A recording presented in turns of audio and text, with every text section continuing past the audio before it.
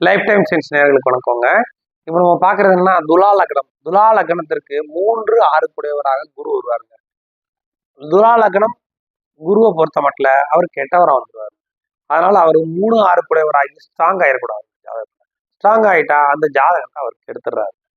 இப்போ உதாரணத்துக்கு 3லயோ 3, 6லயோ அவர் இருக்கிறாரு அப்படின்னா சுக்கிரன் நல்ல நிலைமையில இருக்கணும். 3, 6ல பொதுவாக குரு இருக்கவே கூடாது. மற்ற இடங்கள்ல இருக்கும்போது தான் அவருக்கு நல்லதுகளை பண்றாரு. அவர் எப்படி இருக்கணும் அந்த லக்னத்துக்கு அப்படிங்கிறத இப்ப நம்ம இந்த சார்ட்ல பார்க்கலாம். இப்ப பாருங்க, துலா லக்னம்ங்க. லக்னத்துல குருங்க 2, 3 கூடையவர், 4, 5, 6 கூடையவர், 3, 6 கூடையவரா வர்றாரு. இந்த 3, 6 கூடையவரா குரு வர்றதுனால கெட்டவரா வந்துடுறாருங்க.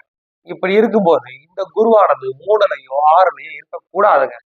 லக்னத்துல இருக்கலாங்க. எப்படிங்க அவர் கெட்டவர் தானுங்க, எப்படி லக்னத்துல இருக்கலாம் அப்படின்னா லக்னத்திற்கு 6ஆம் இடத்திற்கு 8ல் மறைகிறார்.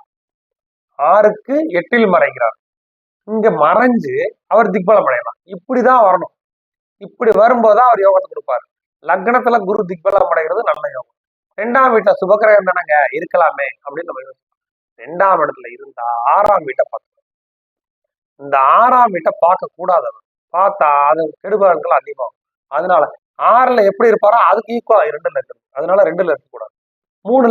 3ல இருக்கவே கூடாது. 4ல நீசம்ங்க. நீசமானாலும் பரவாயில்லைங்க. அவர் கெடுறது நல்லது. அதனால குரு 4ல இருக்கிறது நல்லது. 5ல இருக்கக்கூடாது. 5ல இருந்தா 5ஆம் வீட்டுக்கு 2, 11 கூடிய அந்த வீட்டை அவர் கெடுபலன்களை பார்ப்பார், கொடுக்கும். அதனால 6ல சுத்தமா இருக்கக்கூடாது. 7 அப்படி ஒண்ணும் நல்லது கிடையாது. ஏன்னா அவர் லக்னத்தை பார்த்தாலும் 6ஆம் அதிபதியாகி பார்க்கக்கூடாது. 8 இதுதாங்க சூப்பர் இடம். 6 கூடையவர் 8ல். இது பகை வீடு, சுக்கிரனோட வீடு இருந்துட்டு போட்டோம், இங்க இருக்கணும். அடுத்தது 9 பரவாயில்லைன்னு சொல்லலாம்.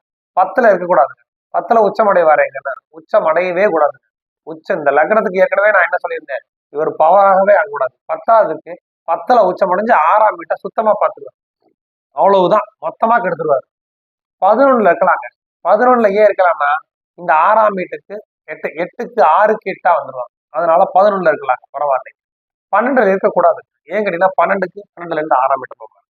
இப்போ லக்னம் 1, 4, 8, 9, 11 இந்த வீடுகள்ல தாங்க துலா லக்னத்துக்கு குரு இருக்கணும். இப்படி இருந்தா தாங்க யோகத்தை செய்யறாரு. உங்க ஜாதகத்துல எப்படி இருக்கு அப்படிங்கிறத நீங்க பாருங்க.